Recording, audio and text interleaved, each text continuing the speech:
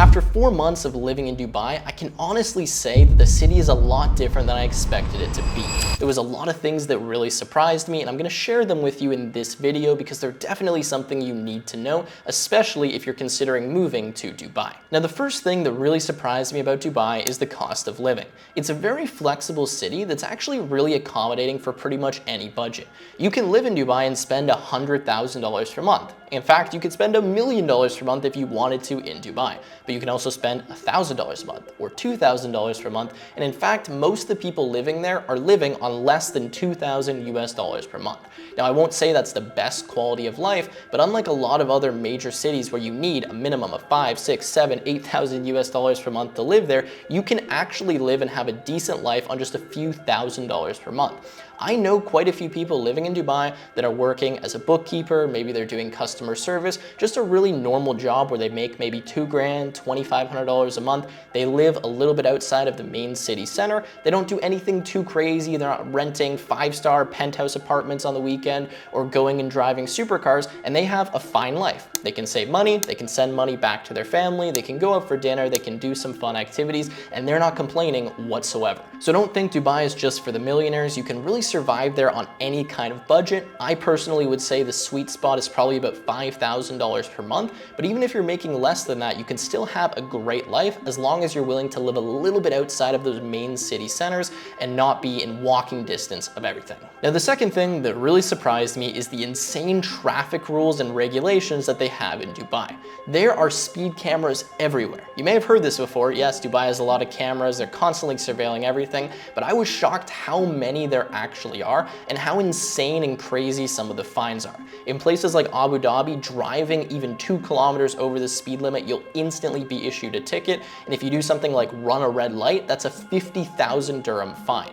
Now, maybe that's justifiable, but the point is driving in Dubai is a little bit crazy. You really have to follow all of the rules because there are cameras everywhere. And if you do anything, you're just instantly going to be ticketed. Now, the next big surprise I had was just the number of upfront expenses that I had to pay when moving to Dubai. In the first month that I moved to Dubai, I paid almost $25,000 just to get everything set up. Now, the reason for that is I had to pay to set up my free zone company. That's how I was able to actually get into the country. I sponsored myself through a visa. I set up a company. If you want some more information on how that works and you're potentially going to move to Dubai, you can actually book a free consultation call with my business partners down below. They'll walk you through the entire process, talk about all the different expenses, and if you want, you can pay them and they'll do everything for you. So unlike me, you can just have it all taken care of. You don't need to stress about it and you don't need to do research for weeks trying to figure out all of the little details that you need to go through. Anyways, that was expensive. That was about $8,000 or $9,000 just for me to get that set up. Then I had to actually get a place to live. You move to Dubai, you need to rent a place. So what you need to do for that? Well, you need to pay your agent commission. Typically that's 5% of the total rental amount up front. Then you need to pay a security deposit. If you're renting a furnished apartment like I was, that's 15% of the total rent. Unfurnished apartments, that's 10%. Then you need to pay your utility deposit. So unlike a lot of other places, you actually have to pay a pretty large deposit to the utility company in Dubai. Then you want to do something like set up your phone plan. Well, you can do that on a month-by-month basis where you can pay that entirely upfront like I did. Let's say you want to set up a credit card. Well, in Dubai, they don't have the same credit system as they do in the US or Canada, so you need to actually have a secured credit card. That means you're going to put a deposit with the bank and they're going to loan you 90% of that amount as your credit balance on your card. So in my case, I got a credit balance of about $8,000 or $9,000 on my card. Again, more money that I had to dish out.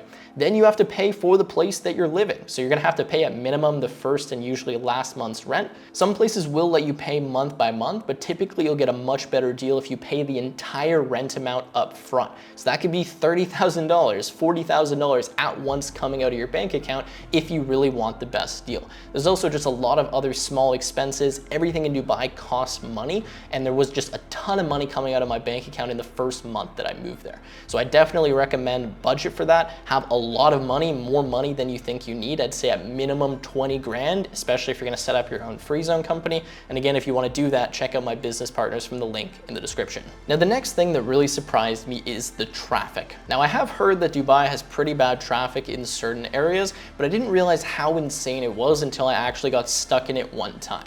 Now, especially around JBR and kind of the Marina area and the Palm, there's just an insane amount of traffic, especially on the weekends. It's really impossible to go anywhere, at least in a timely manner. And I'll tell you a quick story of how I got stuck in traffic so you see what I mean. So one night I was over at the Palm. I believe it was a Thursday night. It wasn't anything crazy. There was no event or anything going on.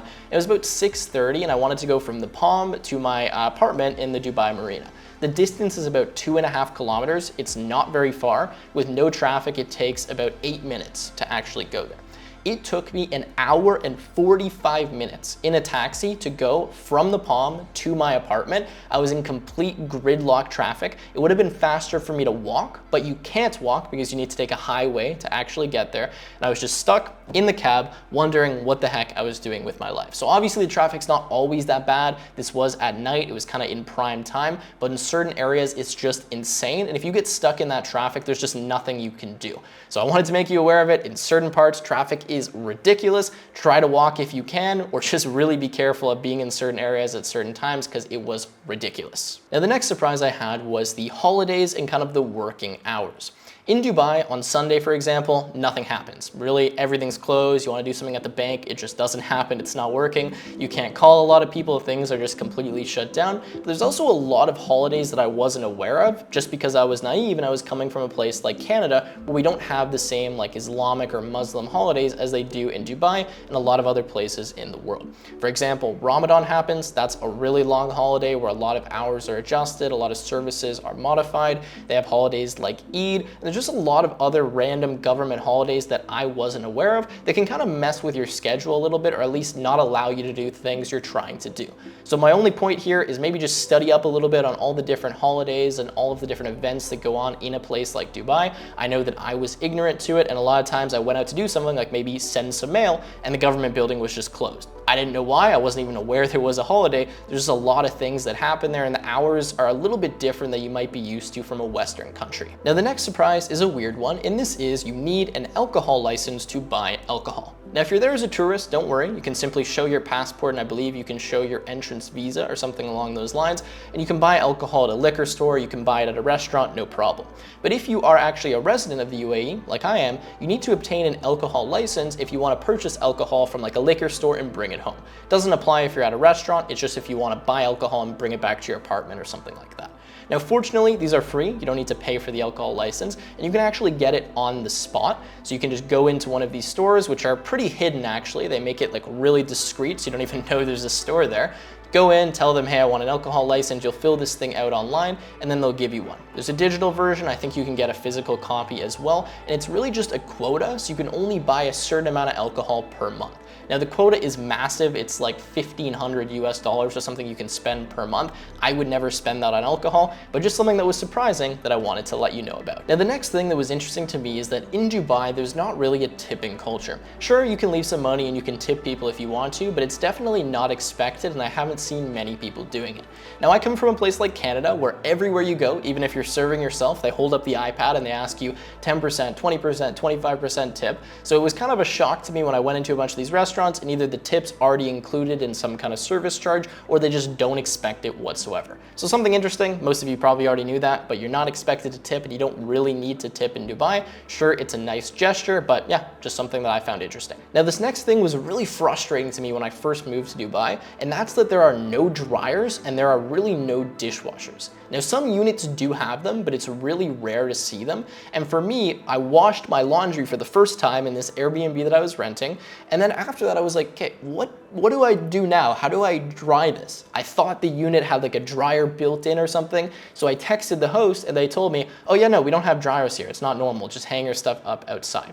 So that was kind of a shock to me. So I went outside for the first time ever, hung all my stuff outside on these little drying racks that they give you. And then I have to deal with the wind. I got to get some clothespins so my clothes aren't blowing everywhere. And in Dubai in a month like January, it's actually not that hot. So my clothes could take 2 days just to dry being outside. So for me, that that was actually really frustrating. I wasn't used to that. I had clothes that I wanted to wear that evening that just weren't dry because I had to actually put them outside. And another small touch, they also really don't have dishwashers in Dubai. Again, in some places, but it's pretty rare. So you actually have to hand wash all of your dishes. I know, first world issues, but for me, I'm used to having a dishwasher where it just does it for me. Now, the last thing that was a big surprise to me was just how much money you'll end up spending living in Dubai.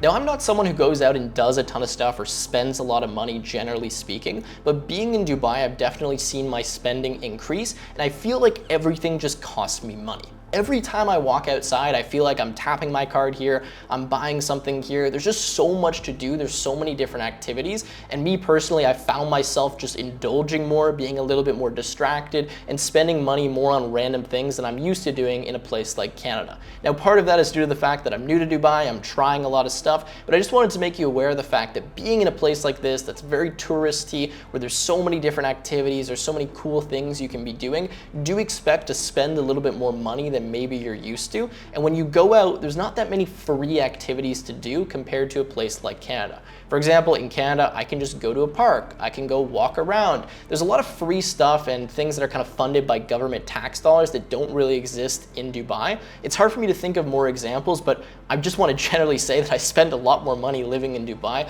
than I'm used to spending in a lot of other cities. So with that said, guys, that's going to wrap up this video. Those are the 9 things that surprised me about moving to Dubai. If you want some more Dubai content, definitely let me know in the comments down below. Like this video, subscribe to the channel, and I will see you in the next one.